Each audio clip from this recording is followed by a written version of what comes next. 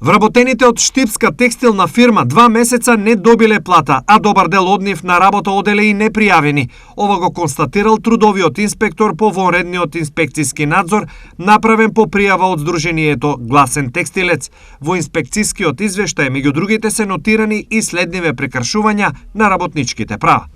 Работодавачот не исплатил бруто плата за месеците август и септември 2021 и не се исплатени придонеси од плата за вработените, а исто така се пронајдени и непријавени работници без договор за вработување и не се пријавени во задолжително социјално здравствено осигурување.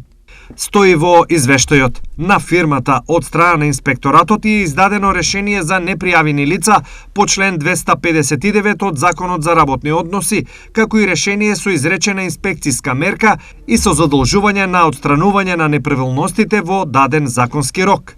Ова не е прв пат вонредни или редовни инспекцијски контроли да констатираат непријавени работници кои, освен што немаат пензиско и здравствено осигурување, често пати дома си заминуваат и без плата. Заработеното подоцна тие не можат да го наплатат ниту преку суд, поради што од Гласен текстилец апелираат. Работниците при заснување на работен однос се должни да потпишат договори за вработување и примерок од истиот му се дава на работникот.